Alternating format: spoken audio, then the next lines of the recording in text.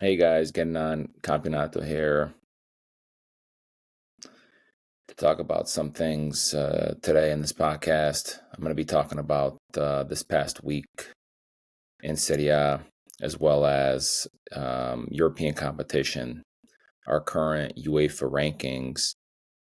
I'm also going to be talking about Italy's upcoming World Cup qualifiers and how Italy U17 is doing in the U17 FIFA World Cup in Qatar.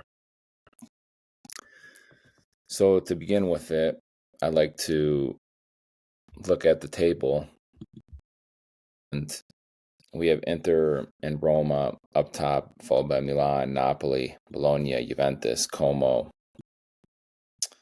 Sassuolo, Lazio, Udinese, Cremonese, Torino, Atalanta, Cagliari, Lecce, Pisa, Parma, Genoa, Verona, and Fiorentina. So to begin with, at the top, Inter, they took care of business against Lazio, and they set first place.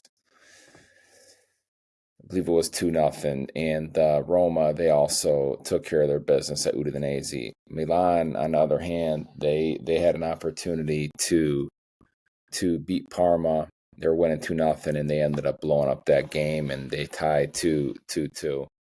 If they had won that game, they'd also be tied in a first place battle over here.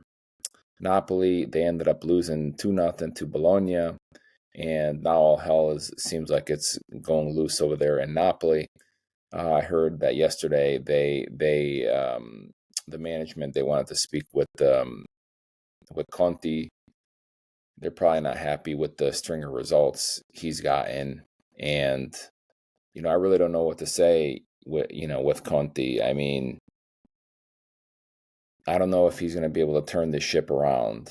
I'm sure they'll give him some more time, but I mean, he's obviously a great coach, but I don't know, what happens with, his teams. It seems like, after they have a good season, they go down, especially if they're playing a European competition. In the Champions League, I expected a lot more. They've been very disappointing. They lost to Manchester City 2-0, but in the manner that they lost, it was that was the most painful. I was looking so forward to that game, and a red card is given. They're gone. They end up losing 2-0. Play like 70 minutes down a player, and then they barely get a win against Sporting. Then they get smoked against PSV, a Dutch team, and then they draw Frankfurt. And in the league, they're at the top over there, near the top, but they just recently lost to Bologna, and yeah, I don't know. I mean, the Serie A is very tight. I mean, if they lose another game, they're out of the top four. I mean, look at the standings over here. You could go to eighth place like nothing if you don't get a win. So Bologna, they're on the rise. They, like I said, they took care of Napoli 2-0. I really like what they got going on there with Vincenzo Italiano. I think I view Bologna as the new Atalanta. They're like a new up and coming, not a new team, but they're just kind of like reborn. And with their new stadium or renovated stadium, I really like what they got going on there. Juventus, they they won versus Cremonese, and then they tied recently in Serie A, and they also tied Sporting in the Champions League, which was disappointing. But I mean, what can you expect? The guy Spalletti, he just got there. He can't work miracles. Como, they're moving forward, and Sassuolo, they for being newly promoted, they're doing very good under Fabio Grosso there. As I said, they Sassuolo, they beat Atalanta this weekend, and that cost Ivan Juric his job at Atlanta. And as I've been saying, I've never been a fan of these people taking over these jobs. Ivan Juric, I was not happy about him taking over Atalanta. I was not happy about Igor Tudor taking over Juventus. So I'm not surprised they're gone, and it just is kind of like baffling to me that the management puts them in there and then they're fired. That tells me they were just, they didn't really have who they wanted, and they said, "Oh, let's go with him and we'll see what happens." Lazio, I mean, they look like they're going to have a mediocre season. Sadi, kind of seems like he's, always has an excuse. I saw some comments that he wants to, get different referees outside of Italy, come ref in Serie A. I don't know what he means by that. But I'm not sure what context he's saying that in, or that's just a rumor that I saw that he said, and maybe he thinks it's political or something like that. I don't know if he means from a technical or like a political standpoint, but I mean, what are you gonna do? Pierluigi Collina is the head of FIFA refereeing, and Roberto Rossetti is the head of UEFA refereeing. The two biggest organizations in the world in football, UEFA and FIFA, they have Italians leading the referee team. So, in my opinion, Italians know how to make referees. So, I don't know where he's really going with that. Udinese, I don't really have much to say with them. Cremonese, I mean, they were at the top of the table, and they've kind of gone down, but they look to be safe for now. Torino, they started slow, but they had a kind of rebirth. They tied Juventus this past weekend, so I think they're moving in the right direction, and they're where they probably should be, mid-table. Cremonese, like I said, I think they're punching above their weight. Atalanta, as I said, I was not happy with these guys getting Juric. He was not good at Juventus, at Roma, and he had some other stints that didn't really go good. So I don't know why they appointed him. Hopefully they get a new guy in there that's going to do the job. Hopefully I would like to see Palladino. Then you have these other teams here, and Fiorentina, they sacked Pioli too. He wasn't doing good, and they got a draw over the weekend. So we'll see how it goes. And, so Fiorentina and Genoa, they're in for a dogfight, at the bottom of the table. Daniele De Rossi just took over Genoa as well. So that's really what's going on in Serie A. And it's a very congested table, and as I said, you could go from the top to mid-table very, very quickly if you lose a couple weeks. I think it's the most competitive league in the world, but regarding having the strongest teams, I'm not so sure. If you look at the UEFA coefficients, the English teams, they're doing very good this year.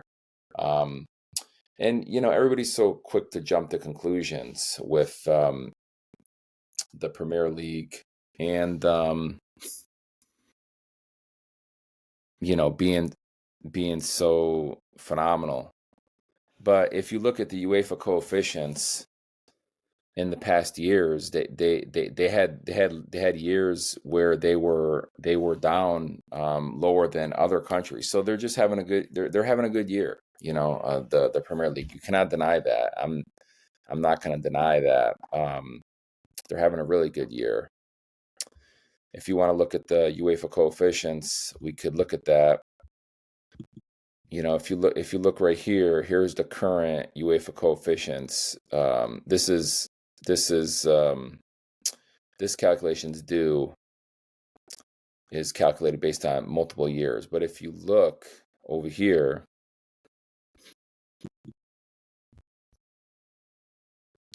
if you look at England, and they had 21 points this year, 23. Look at that, 17.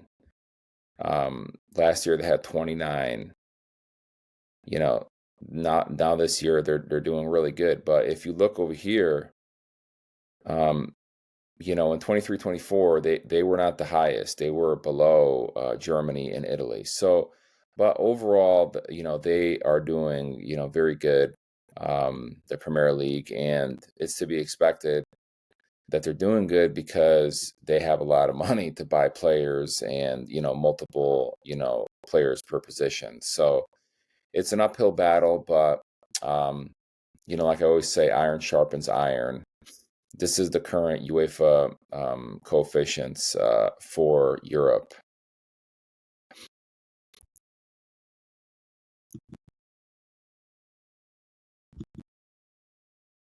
This is overall, and this is currently what's going on. England is in first. They have 9.94. Then Germany is 8.8. Spain 8.3. Cyprus 8.2. They only have that much because their teams were involved in the pre-qualification, so they got some more points, but they'll fall. Italy is number 5. We've moved up, but as I'll talk about in a little bit, we had last week's results, and they weren't the greatest, but they were better than they were. So moving on here, we're going to talk about the Champions League. And regarding the Champions League, this is the table. Inter, the only Italian team in the top 8. You move down the table here, and I don't see Italian team until 16. And though Ivan Juric got sacked, he did get a good win against Marseille, which was going to be a tough game. I mean, Marseille, they took Real Madrid to the limit. And so congrats to Juric, but it's also very important that they're not so low in the table in Serie A, because though they may progress in this competition in the Champions League, if they don't get in the top 4 next year, this year in Serie A, they will not be in a Champions League. And then moving down the table here, you have Napoli at 24. And, as I said earlier, this is their results: loss, win, loss, draw. And it's just not good enough. It's actually, a little embarrassing for me. And if I offend anybody, I'm sorry.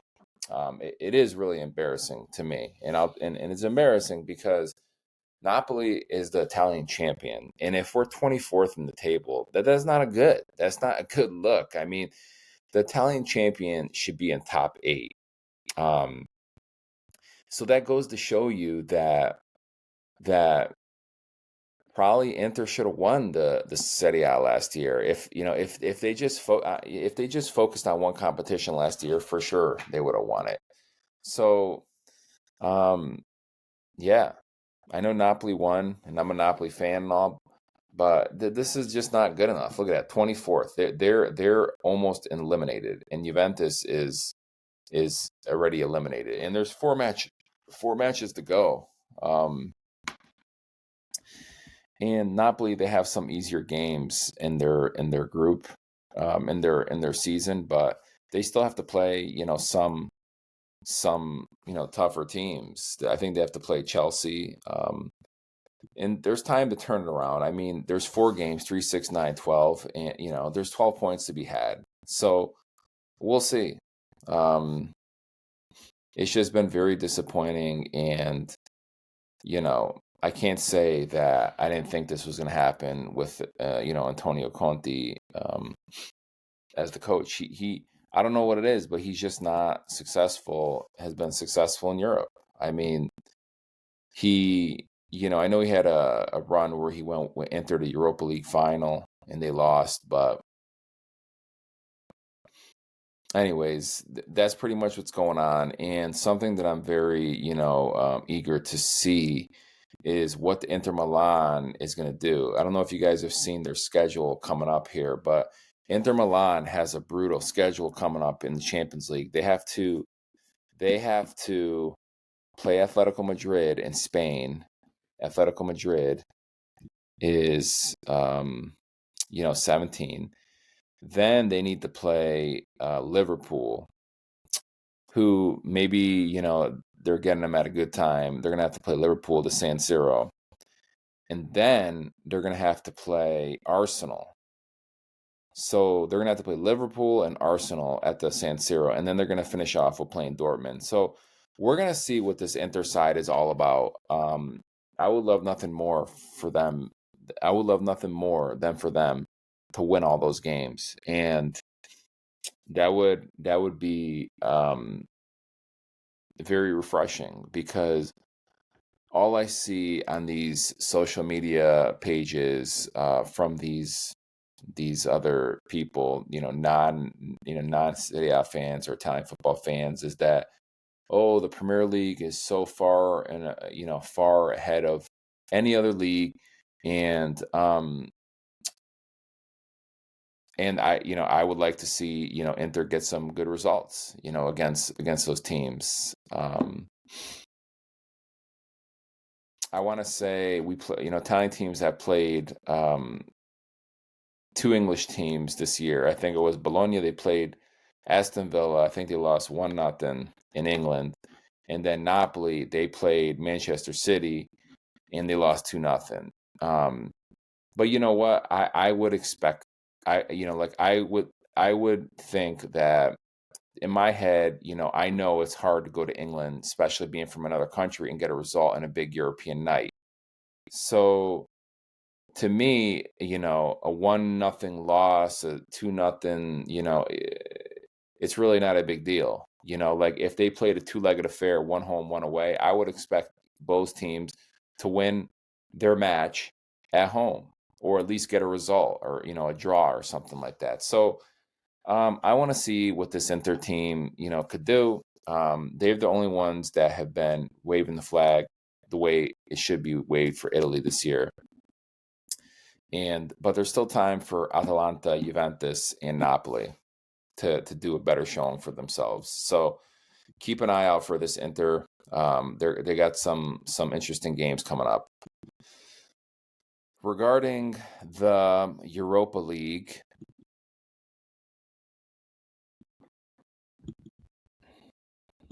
here's the table for the Europa League. And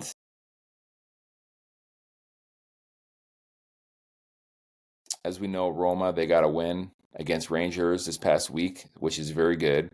It didn't move them up that much, but they're definitely moving up and safe. And here we go again. Bologna is on the cusp of being eliminated. And the most frustrating thing for Bologna was that they played a good game against this team that they played this past week. I think it was this Braun team. And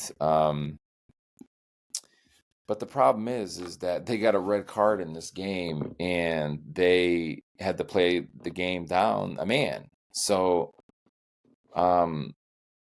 it's just aggravating, like in football, there is some element of luck, and it seems like in this year in European competitions, we have not had any luck. I mean, we haven't had much luck. Like I said, in the Champions League game with Manchester City and Napoli came out and they were playing good.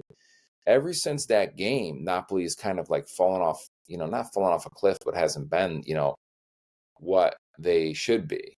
It's almost like that game kind of like took their confidence out. But that game was so aggravating to me because Di Lorenzo got the red card. I thought it was soft, and I equate that loss to kind of a soft red card. And I didn't see the red card for the Bologna game, but from what I understand, Bologna got a red card too, and they had to play the game down a man pretty much for the whole game, and they still took the game to this team, and they had a really good go at it. But any professional game that you're playing, I mean, if you're a man down, it's going to be tough. I don't care if you're playing, uh, you know, whatever, some kind of, like second or third division team. If you're playing, men that are, conditioned, and they are a professional team, and you have a man advantage, that is substantial. I mean, pretty much what you're talking about at this point is, you have a man advantage, and you need to make sure you're marking these players. And if they have, significantly stronger players, maybe you double team somebody else. And then when you're on defense and when you're in attacking mode, you have a man advantage, unless you're, you know, not paying attention. To me, it's very difficult to get a result playing a man down. So But anyway, similar to the Champions League, I think Bologna is going to turn it around, and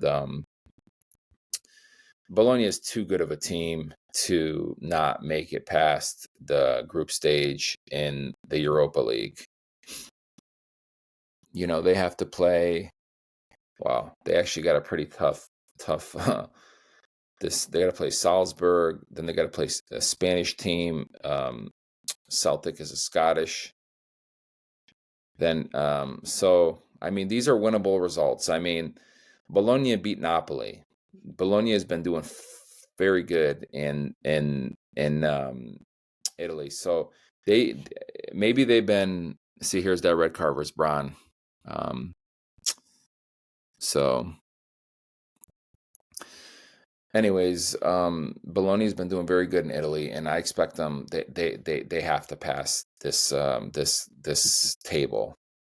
They were one of the favorites. Them, Roma, and Aston Villa, I think, are the betting favorites for this competition. So moving on, let's move to the Conference League now, and we have Fiorentina. They really frustrated me this past week. They were playing Mainz, and I guess they were winning, and they ended up losing in the last minute, which was ridiculous. And that really was a bummer. And but they're still in the top 8, and I expect those guys to go through in this competition. I ain't gonna spend much time on but that pretty much gives you the rundown of the European competition last week. Roma won. Bologna screwed themselves because they got a red card. I don't know if it was soft or what, but so they ended up drawing. Fiorentina, they lost in the last minute, and then you had the Champions League games where Atalanta and Inter won, and Juventus and Napoli drew, and that was it. And we're already kind of at a disadvantage with coefficient points compared to England, because England, they have like 6 Champions League teams this year, because last year they came in first place in the coefficient, so they got the number 5 team, and then plus Tottenham, they won the Europa League, I believe Tottenham. Or they won the Europa League, they won the Europa League, so they have 6 teams in Champions League this year. So it's really difficult. That's why it's important to get these results. So I mean, England has 9 teams in European competition this year. Germany 7, Spain 8. Spain has 8 because they got the fifth Champions League spot as well, because they came in second. Italy only has 7. So Italy's playing at a disadvantage. They have 7 teams competing for points versus England and Spain. That's why it's even more important to get these wins when you're in Europe. So moving on over here, before I get to the Italian national team, I just want to give a shout out to the Italian U17 team at the Qatar FIFA World Cup. They have been doing very good. Not that they played any world beaters, but they beat South Africa 3-1. They beat Bolivia 4-0, and they beat the hosts 1-0. And again, these are not world beaters, but hey, you can only play who's in front of you. So I don't know who Italy's playing in the round of 32, because they're still playing group stage matches. I guess the winner of their group, which is Italy, will play a third place team, and because they're still playing group stage games, they don't know who they're going to play yet. So we'll keep an eye on that, and we will let you know what's going on with that. Hopefully they could get a deep run, and because it's important. It's important. I also follow the youth teams because, I want to see who's coming up, and,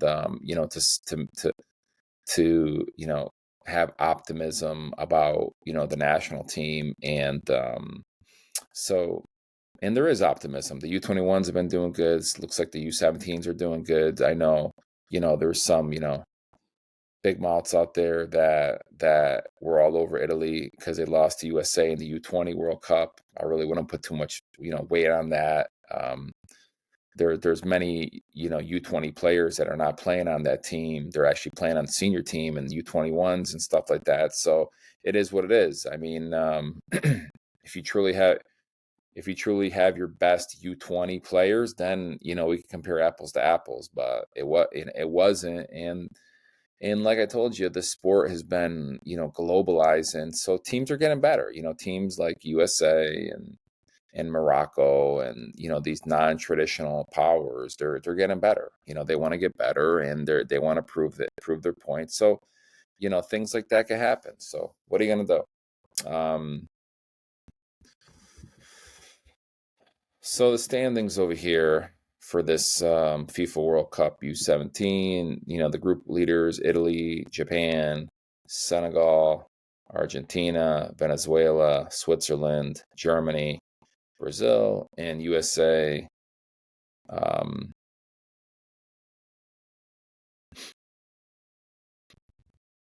Republic of Ireland, France, Austria. Those are the group leaders. And as you can see right here, these groups over here, these later groups, they haven't played their third game yet. That's why we do not know who Italy will be playing. So it's going to be, a third place team. So right now, Morocco, Costa Rica, Tunisia, Egypt, Mexico, Korea, North Korea, Indonesia, Czech, Paraguay, Uganda, Saudi Arabia. Those are the kind of team they will play, and we'll see. Having said that, moving on to my last topic of the day.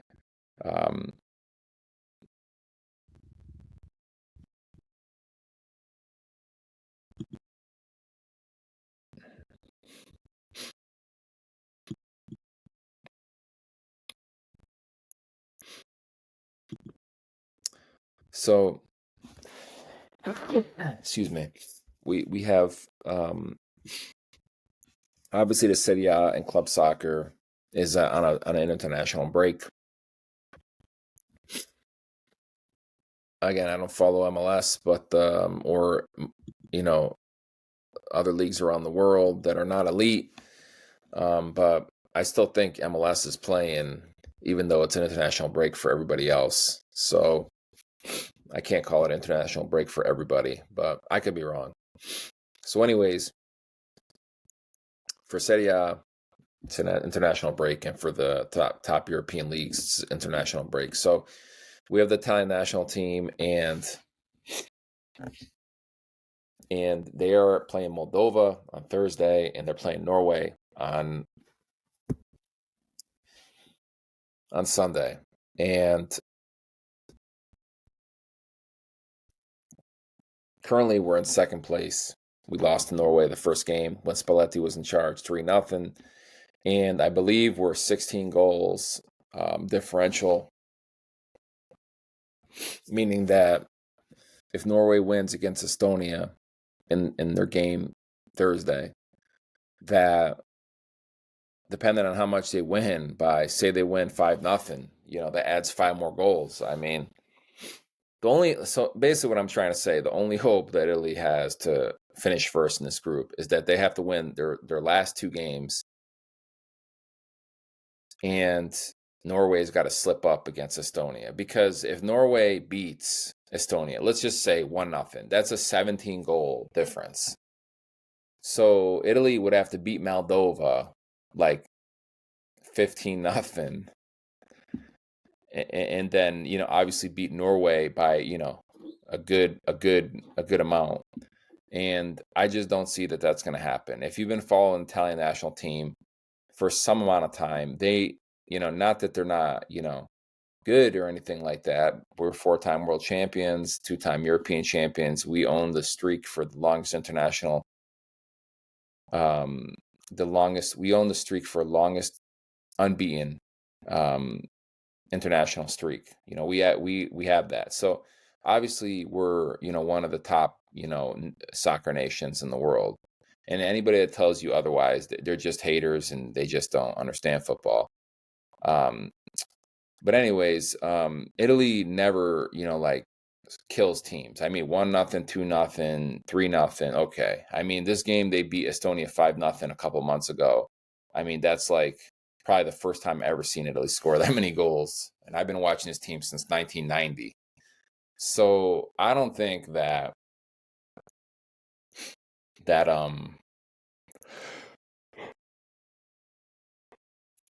I don't think it's very likely we come in first place in this group, which is kind of bullshit because, as I've alluded to before, there are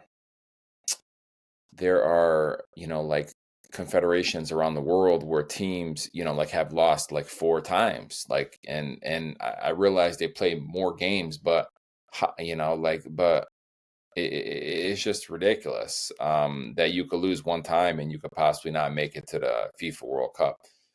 So, anyways, I think Norway will end up beating Estonia, and then they'll have to play us. And even if they lose against us, I think the goal difference will be too high, and we're going to come in second place. And I believe November 20th, they will have a draw to see who Italy will play in the playoffs in March.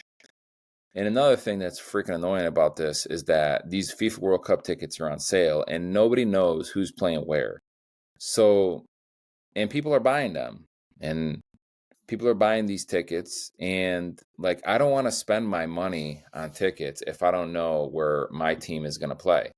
And to make it even worse, Italy's going to have to go to a playoff over here, and that happens in March. So if that happens in March, I ain't gonna know where Italy's playing, if they're even playing at all in the World Cup, until March, and by then, that's a couple months away from the World Cup. So like, I have to buy tickets, if I could find some at a reasonable price for games that I don't even know who's playing there. What kind of stupidity is this? It's absolutely ridiculous. I don't know. I don't know if anything else could have been done to, to sell these tickets. It's probably like this because the fixture schedule is so congested and there's no other time to play these games. I mean, with all these competitions, you have your domestic, you have your domestic competition, you have your domestic competition, the Coppa Italia, you have the Champions League, you have the Europa League, Conference League, you have the Super Coppa UEFA, you have the FIFA Club World Cup now, you have all these international tournaments over the summer. Everybody's looking to have a tournament, yada yada yada. It's crazy. So maybe nothing could be done about it. Just would be nice when tickets first go on sale that who's playing where, and evidently you can't do that. And the fact that Italy's gonna have to go to a playoff in March sucks even more, like I said, because if Italy makes the World Cup, I won't know where they're playing until March. Well, I think I'll have a pretty good idea because the draw is in December, and the draw is in December, and I'm sure when they do the draw, they will put, like, if Italy's in a pathway, say Italy's got to play Romania, and then they're going to play the winner of Wales, I don't know, Sweden in the final if they win. So they probably would have that pathway in like Group B. So you would know right there that if Italy qualifies for the World Cup, they'll be in Group B, and that they would play, at this stadium. So I guess that's better than nothing. So if that's the case, I'll still have to buy tickets, and Italy may not even make it, which would be crazy. And that's a whole nother story on how we get our football turned around. And one thing, and I'll talk at another time, one thing is we need to make the freaking World Cup. There's kids that are 14 years old. There's kids that have been around for what? When's the last time we made it? 2014? There's kids that are, 10, 11 years old. They've never seen Italy play in the World Cup. There's kids in Italy, and there's Italian, descendants of Italy that never seen Italy play World Cup. So how are they supposed to fall in love with this team? Instead, they're falling in love with there's other teams that the national teams that the countries they live in, or so that's a problem. We need to make the World Cup. We need to win Champions Leagues. Like that. That's how we're gonna fight this. So. Anyways, so Italy's playing these two games, and we'll see what happens. Oh, here it is. So they have Caprile from Cagliari, Kanaseki. I told you about Kanaseki because he's very good with Atalanta. Meret has kind of been out of the picture at Napoli. I heard he was injured. And then we got Donnarumma, Vicario. We move on to the defenders, Bastoni, Bellanova, Buongiorno, Calafiori, Cambiaso, Di Lorenzo, DeMarco, Gabbia, Mancini. It's a solid defense. I mean, the other defenders that, fall into my head, that could have been considered, but maybe they're a little too young. Scalvini, Leone. Leone's obviously injured. Who else? I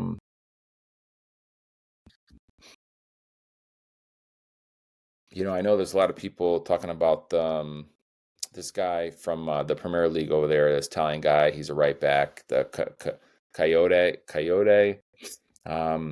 I really haven't watched him play that much. I saw some highlights. I'm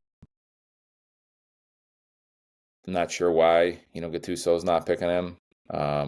He must still believe in Di Lorenzo. Di Lorenzo. For Napoli and for Italy, I think he's made some mistakes. But we'll see. He has experience. He's a European champion, and you do need experience on a team. You can't just have all young people. You need experience for the U20 for the 2021 Euros. There was experience on that team as well with Chiellini and Bonucci. Moving on to midfielders, we have Barella, Cristante, Fratesi, Locatelli, Ricci's back in the team for Milan. Antonelli, I'm glad to see Ricci's back in the team. He's playing for Milan regularly now. I really don't have any other comments about this midfielders over here. I saw this Zaniolo. He's been playing good for Udinese, but I don't know that they want, that kind of, him in the team. I think he's kind of like, like a bad boy, so maybe Gattuso needs to see some more before he introduces him. So, I always see that this Fratesi, he's, called it a team. He doesn't start for Inter. I'm kind of surprised why he hasn't moved from Inter to get regular playing time, but I'm sure there's a lot of minutes to go around the Inter. So moving on to strikers, we have Esposito, Keane, Orsolini, Palatano, Raspadori, Retegui, Scamacca. Unfortunately, I heard Keane is injured, and they installed Cambiaghi from Bologna into a striker, so Keane ain't gonna be able to play. And then they have Zaccagni. I know I was talking about it earlier, but I think some players that could also be considered for this team that will provide a level of experience are Spinazzola. He hasn't been playing for Napoli. I'm not quite sure why. Maybe he's injured or has a minor injury. But I think he is a very good player, technical, and he has experience as well. He's a European champion. Same thing with Berardi. He's been having a great season with Sassuolo. He's up at the top. He scored 2 goals against Atalanta over the weekend. So those are some players that we could be watching out for, Berardi and Spinazzola as well. And I'm sure there's a bunch of youngsters too. I guess from what Gattuso said, he wanted to, implement Chiesa into the team, but he denied it. I'm not quite sure what's going on with him. He seems, to be taken for granted by his coach at Liverpool, and it's crazy, and just over the weekend, there, Liverpool's losing 3-0. The guy doesn't put him in until there's like a couple minutes left in the game, and he's always starting on the bench, this and that. I mean, maybe he's just trying to focus on Liverpool and to prove to that guy that he should be playing, and he doesn't want to risk getting injured or whatever. I don't know. He should have moved to another team. I'm sure some team in Italy would have took him, like Napoli, Roma, somebody. But I don't know. I don't know what to think.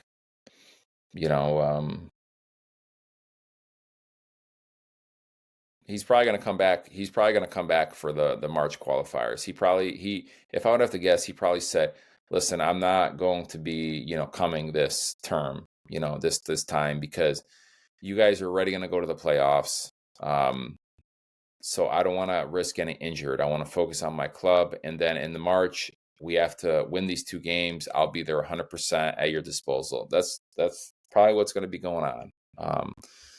So having said that, I don't really have anything else much more to say. My hot takes, take away from this are that, the Serie A, it's very tight at the top. You have to bring your game every week, or you're going to be moving on that table very quickly, like Napoli. They were first, now they're almost out of Champions League contention. We need to continue to do good in Europe, do better. In Champions League, Europa League, and Conference League. This past week was better, but we got to do better to move up the coefficient list so that we could try to get 5 spots, which gives us another team in the Champions League. And obviously, that's more money and more visibility for the league and the teams. We also have the U17 FIFA World Cup, and congrats to the U17 boys. We'll be looking see what they're doing in the round of 32 when their team is selected. And let's go Italy. Let's go beat Moldova 100%, and let's go beat Norway. We may not finish first in the group, but it's very important to develop the mentality and keep our unbeaten streak going, to develop confidence. When we won the Euros, we were on a 30-plus game winning streak going into that tournament, and we ended up going the whole way. So it's very important. Even if we're not going to come in first, we still need to go strong and get a win. I'm not saying Norway is a world beater, but they are a tough team, and it will do a lot for us if we beat them, because we lost to them 3-0. So with that said, make sure you guys subscribe, follow me, share this post, share my posts, share my videos. Let's build this community and keep growing. And we'll see you guys next time.